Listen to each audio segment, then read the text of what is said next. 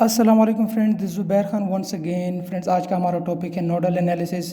तो आज के इस टॉपिक पर जाने से पहले अगर आपने हमारे चैनल को सब्सक्राइब नहीं किया तो चैनल को सब्सक्राइब करें और बेल वाले आइकन पर लाजमी क्लिक करें ताकि आने वाली वीडियोस की नोटिफिकेशन आप तक पहुंच सके। तो चले चलते हैं फ्रेंड्स टॉपिक की तरफ। फ्रेंड्स, इस सर्किट को हम लोगों ने सॉल्व करना है बाय यूजिंग नोडल एनालिसिस। तो इसको सॉल्व करने से पहले कुछ रूल्स हैं, उनको हम लोग डिस्कस करेंगे, जिसको फॉलो करते हुए आप इसको इजीली सॉल्व कर सकेंगे। तो सबसे फर्स्ट रूल ये है कि हम लोग नोड्स को आइडेंटिफाई करेंगे कि इस सर्किट के अंदर नोड्स है कितने। तो इसका मतलब क्या हुआ कि हमें नोड्स का पता होना चाहिए, ठीक है, कि नोड होता क्या है। तो फ्रेंड्स, नोड जो है एक कॉमन पॉइंट होता है या फिर आप एक जंक्शन भी कह सकते हो जहां दो से ज़्यादा ब्रांचेज आकर मिलती है। तो देखते हैं यहाँ पर कितने हमारे पास नोड बनते हैं इस सर्किट के अंदर। तो फ्रेंड्स, इस पॉइंट को आप देख सकते हो, यहाँ पर हमारे पास एक दो और ये तीन ब्रांचेज आकर मिलती है। तो इसका मतलब है कि ये हमारे पास एक नोड है, ठीक है। तो फ्रेंड्स, इसको आप देखें, ये जो हमारे पास पॉइंट है यहाँ पर भी तीन ब्रांचेज आकर मिलती है। एक ये वाली वोल्टेज सोर्स है, एक ये वाला सोर्स है, ठीक है, और एक ये वाला एलिमेंट है। तो इसका मतलब क्या हुआ कि इसके अंदर हमारे पास ये जो सर्किट है यहाँ पर हमारे पास दो नोड्स हुए, एक ये वाला और एक ये वाला। तो सबसे पहले क्या कि आइडेंटिफाई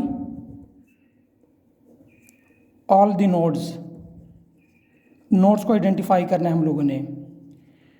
पॉइंट टू क्या हमारे पास, किसी एक नोड को हम लोग as a reference node select करेंगे। तो यहाँ पर हम लोग क्या करते हैं, ये जो पॉइंट है हमारे पास इसको हम लोग एज ए रेफरेंस नोड ले लेते हैं। और रेफरेंस नोड को हम लोग क्या करते हैं, हमेशा हम लोग ग्राउंड करेंगे। तो इस चीज़ को आपने माइंड में रखना है। और यहाँ पर जो हमारे पास पोटेंशियल है वो क्या होगा, ज़ीरो। तो दूसरा पॉइंट क्या था हमारे पास, select one as a reference node.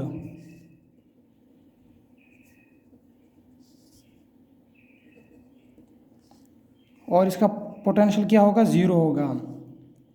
तो फ्रेंड्स, पॉइंट थर्ड है कि जो हमारे पास नोड है जहाँ पर वोल्टेज का हमें नहीं पता उसको हम लोग कोई वेरिएबल असाइन करेंगे। तो ये हमारे पास जो नोड है यहाँ पर हमें नहीं पता कि वोल्टेज क्या है, तो इसको हम लोग क्या कहेंगे, इसको हम लोग कोई वेरिएबल V1 असाइन कर देंगे, ठीक है, जिसकी वैल्यू का हमें नहीं पता, फाइंड आउट करनी है हमें। तो ये था हमारे पास पॉइंट थर्ड कि अगर कोई वेरिएबल हम लोग असाइन करेंगे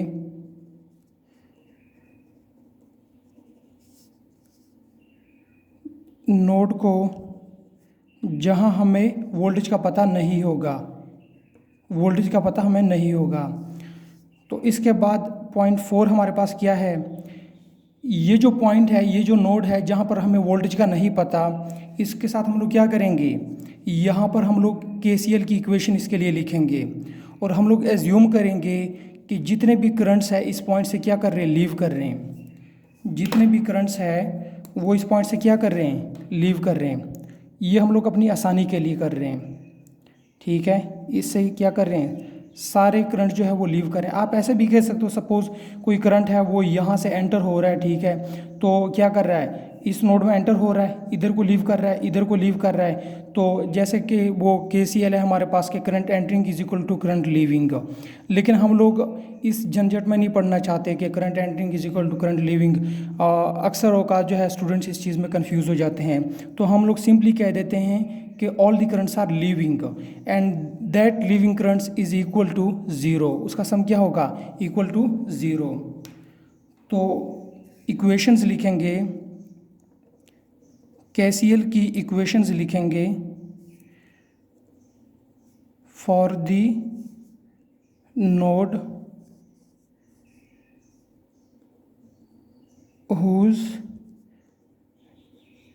वैल्यू इज अननोन, ठीक है। तो फ्रेंड्स, अब ये जो हम लोग KCL की इक्वेशन लिखेंगे तो करंट्स को क्या लिखेंगे, इन टर्म्स ऑफ वोल्टेजेस लिखेंगे हम लोग। और कैसे लिखेंगे कि यहाँ पर जो हमसे यहाँ से जो करंट निकल रहा है, ठीक है, इस पॉइंट, इस रेफरेंस नोड की तरफ जा रहा है, तो फ्रेंड्स जैसे कि हमें पता है कि करंट जिधर से लीव करता है उसको हम लोग क्या बोलते हैं कि ये हमारे पास क्या है, हायर पोटेंशियल पे है। और जहाँ को लीव कर रहा है जो उसका एंडिंग पॉइंट है उसको हम लोग क्या बोलेंगे कि ये हमारे पास लोअर पोटेंशियल पर है। 0.4 है, 0.5 है हमारे पास current flows from higher potential to lower.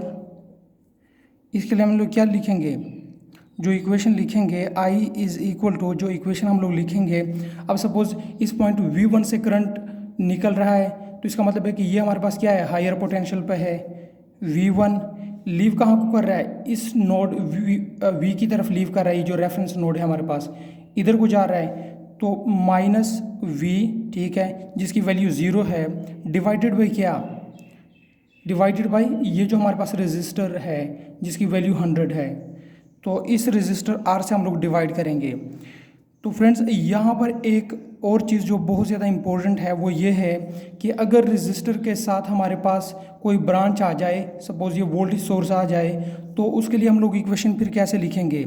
ये तो मैंने लिख लिया ना कि अगर सपोज ये नहीं था तो इस तरह मैंने लिख लिया। अब अगर ये वाली चीज़ भी आ गई है तो इसके लिए क्या लिखेंगे हम लोग, इसके लिए हम लोग लिखेंगे, अब यहाँ से जो करंट एंटर हो रहा है तो ये सपोज पॉजिटिव है, ये नेगेटिव है, ठीक है। तो यहाँ से जो करंट एंटर हो रहा है प्लस वाली साइड से एंटर हो रहा है और नेगेटिव वाली साइड से लीव कर रहा है, तो इसका मतलब क्या हुआ कि वोल्टेज हमारे पास क्या कर रहे हैं, फॉल कर रहे हैं, मतलब वोल्टेज कम हो रहे हैं। तो इसको साइन क्या लगाएंगे, V के साथ हम लोग नेगेटिव का लगाएंगे, -V, इसको हम लोग V2 बोल देते हैं क्योंकि ये इसको भी हम लोगों ने V बोला हुआ है, -V2। और अगर हमारे पास करंट यहाँ से फ्लो करता है, यहाँ से फ्लो करता है, करंट की डायरेक्शन ये होती, इधर से इस नोड की तरफ फ्लो करता, सपोज हमारे पास ये करंट नहीं था, यहाँ को फ्लो करता, तो हम लोग क्या लिखते हैं, अब अगर करंट की डायरेक्शन ये होती तो हम लोग कुछ इस तरह से लिखते, I is equal to V, ये वाला रेफरेंस नोड, ये अब इसको अब हम लोग क्या करें कि ये जो हमारे पास नोड है ये क्या है, हायर पोटेंशियल पे है, चूंकि करंट यहाँ से फ्लो कर रहा है तो current always flows from higher potential to lower potential. तो ये हमारे पास क्या है, अब हायर पोटेंशियल पे है V, तो ये इसको हम लोग क्या लिखेंगे, अब चूंकि माइनस से एंटर हो रहा है प्लस की तरफ जा रहा है, माइनस से एंटर हो रहा है प्लस से लीव कर रहा है, तो माइनस से प्लस, इसका मतलब क्या है, वोल्टेज हमारे पास क्या कर रहे हैं, राइज कर रहे हैं, तो साइन क्या लगाएंगे हम लोग, प्लस का लगाएंगे, प्लस V2। और इस पॉइंट की तरफ जा रहा है तो इसका तो हमें ऑलरेडी पता है कि current flows from higher potential to lower potential, तो ये क्या है, ये हमारे पास लोअर पोटेंशियल पे होगा, तो इसको हम लोग क्या साइन लगाएंगे, -V1 डिवाइडेड बाई क्या, दिस रेजिस्टर R। तो फ्रेंड्स जो हमारे पास रूल 6 है वो हमारे पास ये है कि अगर दो नोड्स हमारे पास आ जाए जिनकी वोल्टेजेस का हमें नहीं पता, तो और उनके दरमियान में कोई वोल्टेज सोर्स आ जाए तो हम लोग उसको क्या करेंगे, as a super node act करेंगे। लेकिन चूंकि यहाँ पर उस तरह की कहानी हमारे पास नहीं है तो आगे चलकर जब हमारे पास सुपर नोड की सिचुएशन आएगी तो उसको हम लोग इन डिटेल डिस्कस करेंगे। और फ्रेंड्स ये था हमारे पास सुपर नोड वाला रूल 6, और इसके लिए हम लोग एक अलहदा से इक्वेशन लिखेंगे। और फ्रेंड्स अब अगर हमारे पास यहाँ पर क्या था, दो नोड्स थी, नोड्स क्या थी, नंबर ऑफ नोड्स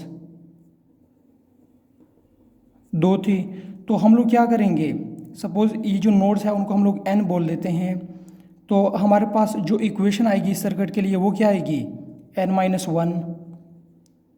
तो ये n हमारे पास क्या था, 2, चूँकि 2 नोड्स थी, तो 2 - 1 is equal to 1।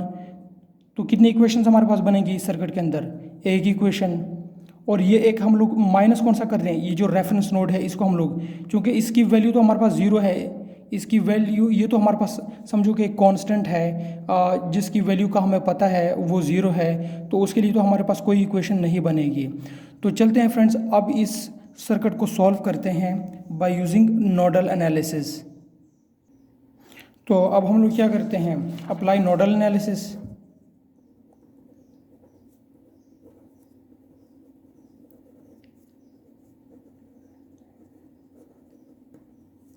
Apply nodal analysis. तो अब हमारे पास जो करंट्स है यहाँ से जो लीव कर रहे हैं इसको हम लोग बोल देते हैं I1, इसको हम लोग I बोल देते हैं। ये सपोज हमारे पास IS है, इसको हम लोग IS बोल देते हैं। ये जो 10 एम्पेयर जिसकी वैल्यू है I1 I, और इसको हम लोग I2 बोल देते हैं।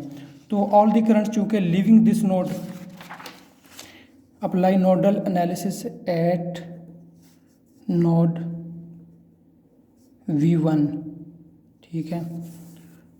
तो करंट्स क्या थे हमारे पास जो लीव कर रहे थे, I1 प्लस I2, और ये जो हमारे पास करंट I है, ये चूंकि ये वाला करंट इसकी डायरेक्शन अपवर्ड है और इसकी डायरेक्शन डाउनवर्ड है, तो चूंकि ऑपोजिट डायरेक्शंस आ गई तो हम लोग क्या करेंगे, माइनस का साइन लगाएंगे जब भी इस तरह का सीन आएगा।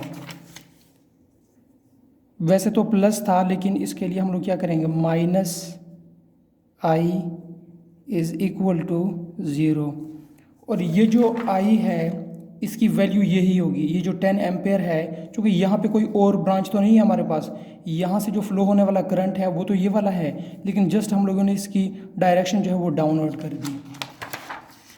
तो हम लोगों ने क्या बोला था कि हम लोग जो KCL की इक्वेशन है, जो करंट्स है, उनको हम लोग लिखेंगे इन टर्म्स ऑफ वोल्टेजेस। तो ये जो हमारे पास I1 है, इसकी जब हम लोग अब लिखेंगे, ये चूँकि V1 से फ्लो कर रहा है रेफरेंस नोड V की तरफ, तो हम लोग क्या लिखेंगे, V1 हायर पोटेंशियल पे है तो V1 माइनस V, ठीक है।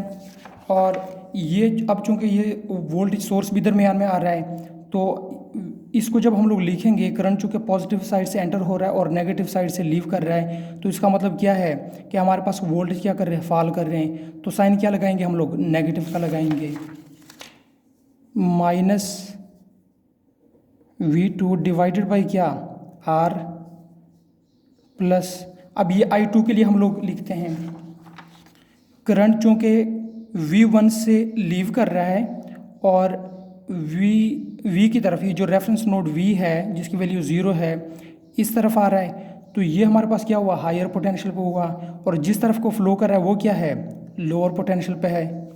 तो V1 minus V divided by क्या, R, इसको हम लोग R1 बोल देते हैं, इसको हम लोग R2 बोल देते हैं, R1 R2। और ये जो हमारे पास ये क्या हो जाएगा, माइनस प्लस माइनस माइनस, तो माइनस ये जो हमारे पास I है इसकी वैल्यू क्या थी हमारे पास, 10 इज इक्वल टू 0। अब हम लोग वैल्यूज़ पुट कर देते हैं। V1 तो अननोन है, V1 माइनस ये V क्या था हमारे पास, ये 0 है, रेफरेंस नोड की वैल्यू क्या थी हमारे पास, 0, माइनस इस V2 की वैल्यू क्या है हमारे पास, 10, डिवाइड बाई R की वैल्यू क्या थी, 100, प्लस V1 अगेन अननोन है हमारे पास, माइनस V की वैल्यू क्या, 0, डिवाइडेड बाई इसकी वैल्यू क्या हमारे पास, 50। तो ये वाला 10 क्या है, इसको हम लोग दूसरी साइड पे ले जाएंगे। तो फ्रेंड्स इसको जब हम लोग अब लिखेंगे, V1 minus 10 divided by 100 plus V1 divided by 50, ये जो हमारे पास 0 है उसको हम लोगों ने निकाल दिया, 10। अब जो हमारे पास क्या करेंगे हम लोग, V1 जो हमारे पास अननोन है उसको एक साइड पर ले जाएंगे और जो कांस्टेंट वैल्यूज़ है उसको दूसरी साइड पर ले जाएंगे।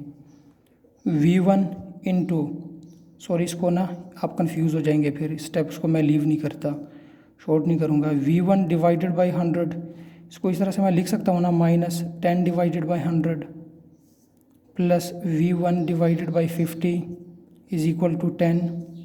अब ये जो हमारे पास V1 है, V1 इंटू 1/100 प्लस 1/50, अब ये जो चीज़ है इसको दूसरी साइड पर ले जाओ, 10 प्लस 10 डिवाइडेड बाई 100, तो ये इसका क्या बनेगा हमारे पास, V1। इसको जब हम लोग सॉल्व करें तो हमारे पास सिचुएशन कुछ यूँ आएगी। जब एलसीएम लेंगे हम लोग तो ये 100 को एलसीएम लेना तो आपको आता होगा। 100 को हम लोगों ने 100 से डिवाइड किया और जो हमारे पास आंसर आया उसको मल्टीप्लाई करेंगे इससे। तो 100 डिवाइड बाई 100 तो 1 आ गया। 1 मल्टीप्लाई बाई 1 तो 1 आ गया हमारे पास।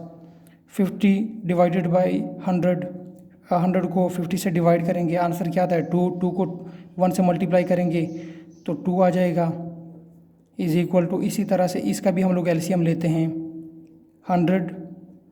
अब यहाँ पर क्या हमारे पास 1, तो 100 को डिवाइड करेंगे 1 से 100 आता है। 100 को 10 से करेंगे 1000 प्लस 100 को 100 से डिवाइड करेंगे 1 को 10 से मल्टीप्लाई करेंगे 10। तो अब क्या है हमारे पास V1 into 3/100 is equal to, ये क्या बनता है हमारे पास 1010 डिवाइडेड बाई 100।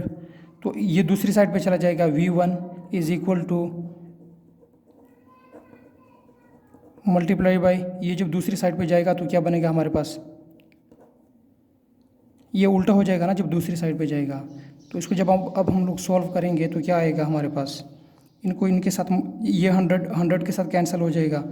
तो 10 डिवाइडेड बाई 3, तो इससे हमारे पास क्या आता है, कैलकुलेटर से सॉल्व कर लेते हैं हम लोग। 10 डिवाइडेड बाई 3 तो 336 पॉइंट समथिंग आता है हमारे पास। 336 पॉइंट समथिंग आता है हमारे पास। तो V1 की हमारे पास वैल्यू आ गई 336.6 वोल्ट। तो ये हमारे पास आंसर आ गया। फ्रेंड्स, उम्मीद करता हूँ आपको आज की वीडियो समझ में आई होगी, आज का लेक्चर जो है वो समझ में आया होगा। तो अगर आपकी कोई क्यूरी है तो उसको लाजमी कमेंट सेक्शन में शेयर कीजिएगा। चैनल को सब्सक्राइब करना हरगिज़ ना भूलिए और बेल वाले आइकन पर भी क्लिक करें ताकि आने वाली वीडियोज़ की नोटिफिकेशन आप तक पहुँच सके। Thank you so much.